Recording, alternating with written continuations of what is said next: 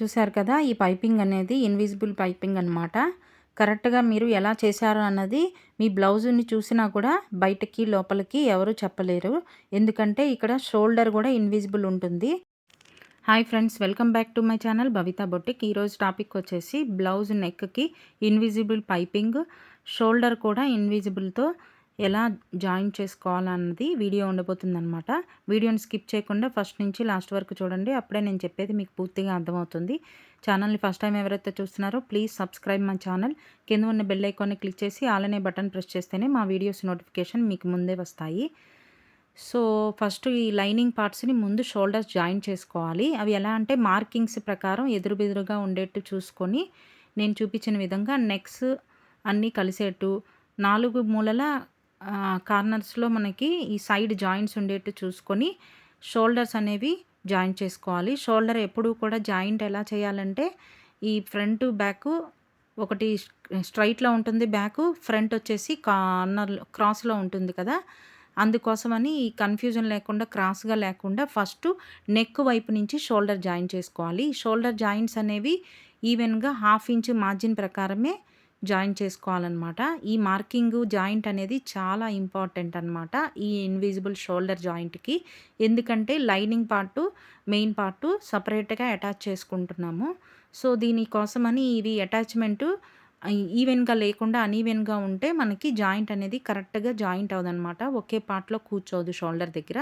అందుకోసము ఇప్పుడు ఈ లైనింగ్ జాయింట్ అయిపోయింది కదా. ఇప్పుడు మెయిన్ బ్లౌజ్ను కూడా ఇదే విధంగా కరెక్ట్ సైడ్కి పెట్టుకోవాలి. బ్యాక్ పార్ట్ని ఇలా పెట్టేసుకొని ఫ్రంట్ పార్ట్ని రివర్స్ సైడ్ మన వైపుకు కనిపించేట్లు, అంటే లోపల వైపు అన్ని పార్ట్స్ కూడా కరెక్ట్ సైడ్ ఉంటాయి. ఇదే విధంగా నెక్స్ అన్నీ కూడా కరెక్ట్గా సెట్ చేసుకొని, అదేవిధంగా సైడ్స్ రెండు వైపులా చంక జాయింట్ల దగ్గర వస్తున్నా లేదో చెక్ చేసుకొని ఈ విధంగా జాయిన్ చేసుకోవాలి 1/2 ఇంచ్ మార్జిన్తో. ఆల్రెడీ మనకి సూయింగ్ మిషన్ దగ్గర ఒక మార్కింగ్ ఉంటుంది 1/2 ఇంచ్ మార్జిన్.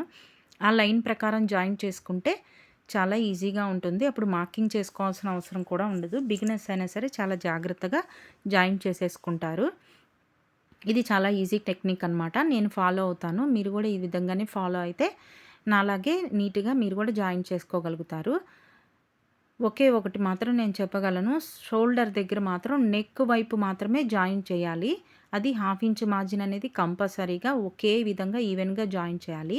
ఇప్పుడు ఈ నెక్కి పైపింగ్ కోసమని కాంట్రాస్ట్లో నేను గోల్డ్ పైపింగ్ తీసుకుంటున్నాను. ఇది ఒక క్రాస్ పీస్లో కట్ చేయాలి, స్ట్రైట్గా కాదు. ఎందుకంటే నెక్ రౌండ్ పార్ట్ కదా, దానికోసమని తిరగటానికి. ఇది 1.5 ఇంచ్ విడ్త్లో నేను తీసుకున్నాను. చూసారా, ఇలా గుంజామంటే ఇలా సాగే గుణం ఉంటుంది కాబట్టి క్రాస్లో కట్ చేయాలి. సో ఇది ఈవెన్గా కట్ చేసుకోవాలన్నమాట. ఈ ఎడ్జెస్ను కూడా ఈవెన్గా కట్ చేసేసుకొని ఈ విధంగా పీసెస్ ఉంటే ఈ విధంగా జాయిన్ చేసుకోవాలి. జాగ్రత్తగా అబ్జర్వ్ చేయండి ఫ్రెండ్స్.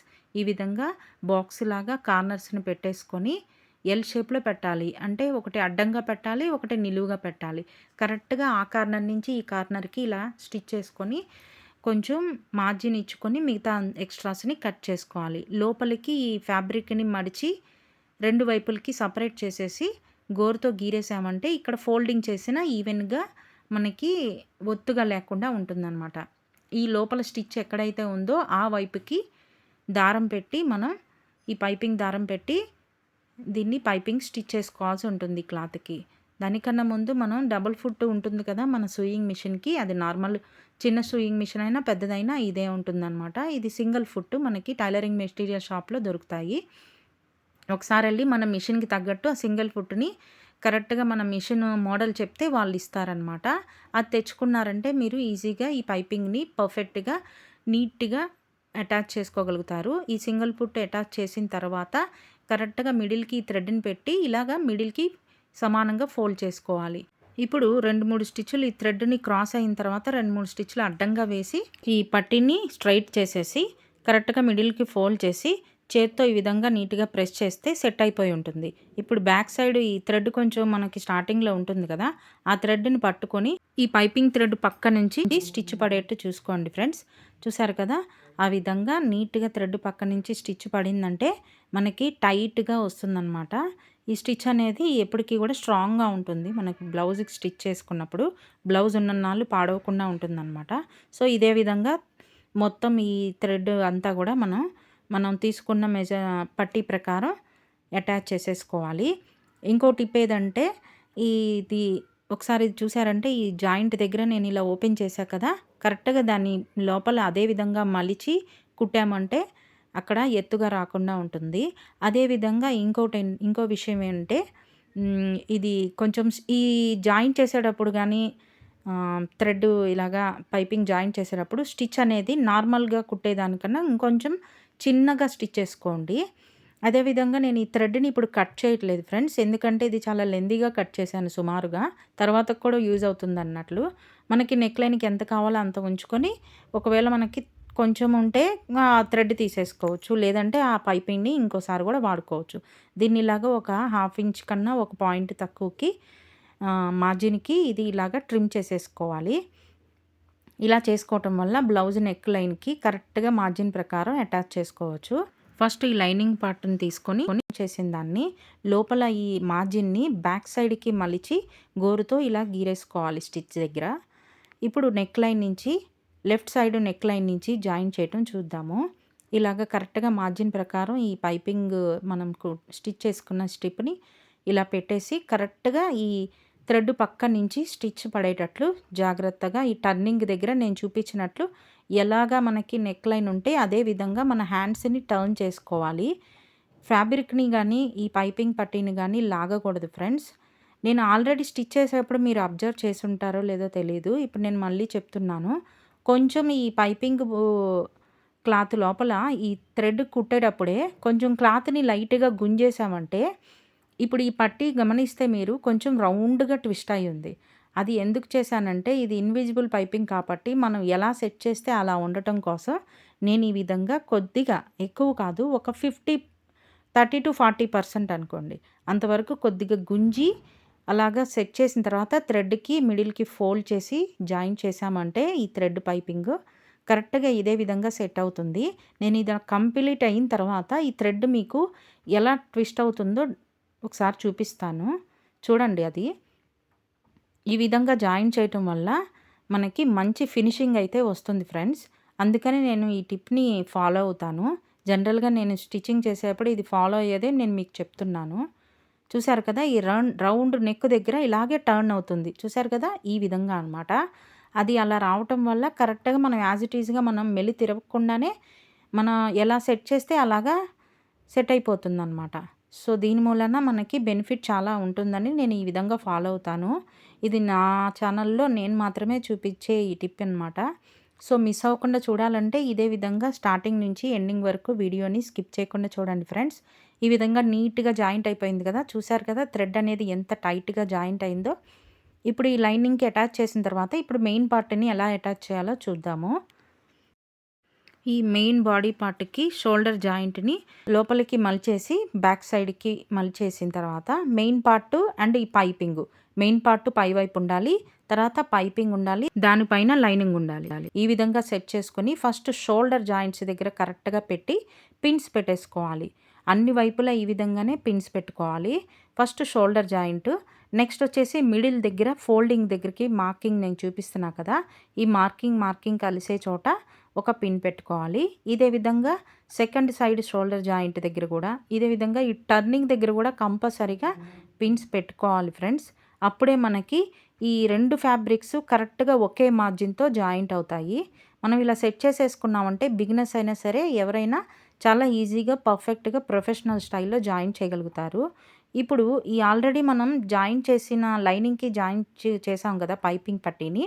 ఆ లైన్‌కి ఆల్రెడీ స్టిచ్ ఉంది కదా! ఆ స్టిచ్ మీద నుంచి కరెక్ట్‌గా ఈ పైపింగు దాని పక్కనే ఉంటుందనమాట. ఆ స్టిచ్ పైనే మనం యాడ్ చేసుకుంటూ, మనం గమనించుకుంటూ ఉంటే మనకి ఫుట్‌కి ఫీలింగ్ గూడా అవుతా ఉంటాం మనం. థ్రెడ్ తగులుతున్నట్లు. కరెక్ట్‌గా దాని పక్క నుంచే అలాగా అంటే లూజ్‌గా వేయకుండా, దూరంగా స్టిచ్ పడకుండా నేను చెప్తున్నా అనమాట.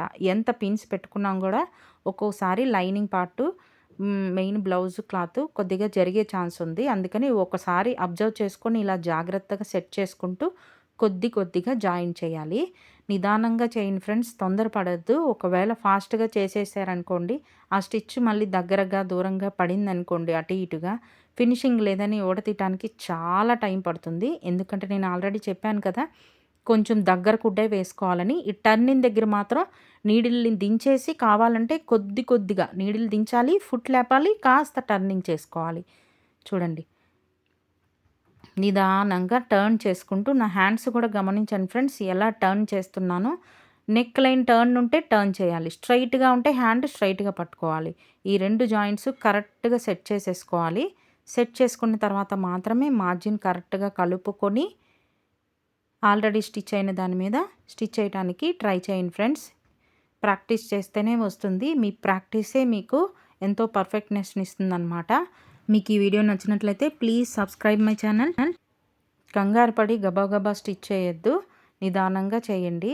కరెక్ట్గా చెక్ చేసుకొని మీరు చేసేది కరెక్టా కాదా, కరెక్ట్ సైడ్ పెట్టామా లేదా గమనించుకోండి ఫ్రెండ్స్. ఇప్పుడు ఫస్ట్ బ్లౌజు మెయిన్ది కరెక్ట్ సైడ్ పెట్టేసేయాలి. దానికి లోపలికి ఉండేట్టు మనం ఆల్రెడీ స్టిచ్ చేసుకున్నాం కదా, అంటే అటు సైడ్ ఇటు సైడ్ రివర్స్ క్లాత్ ఉండాలన్నమాట. బ్లౌజ్ పార్ట్ అయినా లైనింగ్ పార్ట్ అయినా ఈ విధంగా జాయిన్ చేసిన తర్వాత ఇప్పుడు మనం ఈ మార్జిన్ని చిన్నగా కట్స్ పెట్టుకోవాలి. పర్టికులర్గా కర్వ్గా ఉన్న అదే రౌండ్గా ఉంటుంది కదా నెక్ పార్ట్, ఆ పార్ట్లో కంపల్సరీగా చిన్న కట్స్ పెట్టుకోవాలి.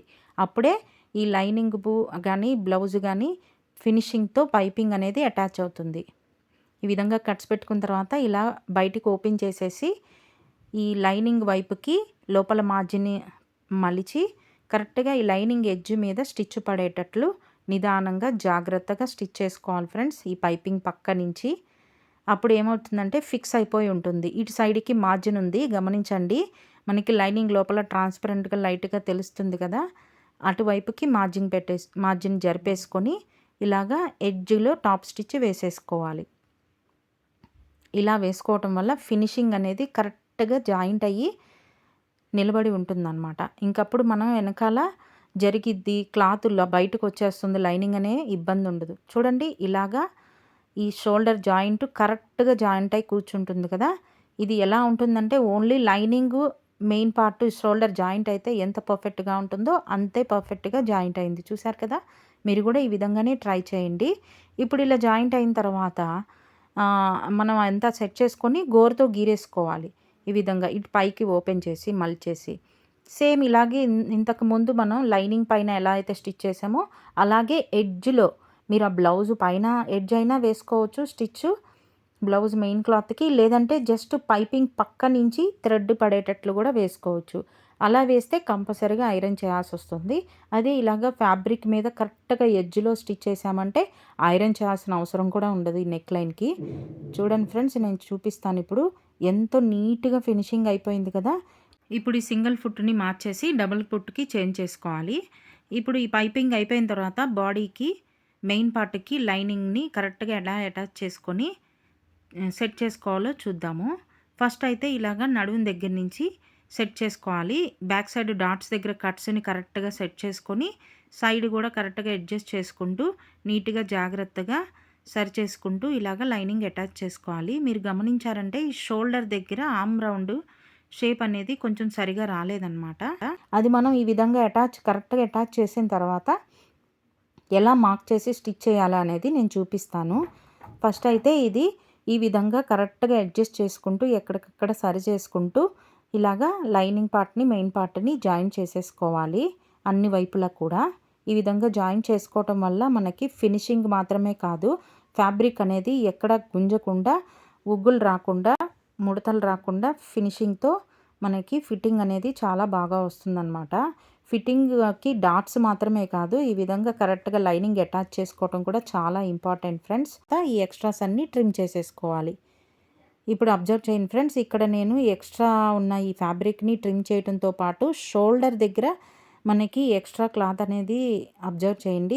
దాని ప్రకారం కరెక్ట్గా కర్వ్ ఇచ్చుకుంటూ మళ్ళీ ఒకసారి లైన్ని మార్క్ చేసుకొని దాని ప్రకారం కటింగ్ చేసుకోవాలి. ఎందుకంటే ఈ షోల్డర్ దగ్గర జాయింట్ కరెక్ట్గా ఉండి ఈ ఆర్మ్ రౌండ్ కరెక్ట్గా సెట్ అయితేనే హ్యాండ్స్ జాయింట్ అయ్యి పర్ఫెక్ట్గా వస్తాయి. చూసారు కదా, ఈ విధంగా పైపింగ్ లైన్ అనేది ఫినిషింగ్ అయిపోయింది. ఫ్రంట్ అండ్ బ్యాక్ ఇన్విజిబుల్తో ఉండి మీరు ఎలా చేశారన్నది ఎవరు కూడా గమనించలేరు. మీరు చూసినా కూడా మీ బ్లౌజ్ని మీరు ఏ విధంగా అటాచ్ చేశారన్నది ఎవరికీ తెలియదు. ఓన్లీ పైపింగ్ మాత్రమే కాకుండా నెక్కి షోల్డర్ పార్ట్ దగ్గర కూడా ఇన్విజిబుల్గా ఉంటుంది. దీనివల్ల మీకు లైనింగ్ పార్ట్ అనేది చాలా ఫినిషింగ్తో అటాచ్ అయ్యి రఫ్గా ఉన్న క్లాత్ అయితే షోల్డర్ దగ్గర గుచ్చుకోకుండా ఉంటుంది. ఫినిషింగ్ అనేది బొటిక్ స్టైల్లో ఉంటుంది. సో మీరు కూడా ట్రై చేసి ప్రొఫెషనల్గా మీరు కూడా స్టిచ్ చేసి కొంచెం ఎక్కువ డబ్బులే కస్టమర్స్ దగ్గర నుంచి తీసుకోవచ్చు. నా స్టిచ్చింగ్ ఎలా ఉంది ఫ్రెండ్స్, నచ్చిందా? నచ్చితే మీరు ట్రై చేయండి. మీకు ఎలా వచ్చిందో నాకు కమెంట్ సెక్షన్లో కమెంట్ చేయండి. మళ్ళీ మరో కొత్త వీడియోతో కొత్త ఆలోచనతో మీ ముందుకు వస్తాను. అంతవరకు సెలవు. Thanks for watching.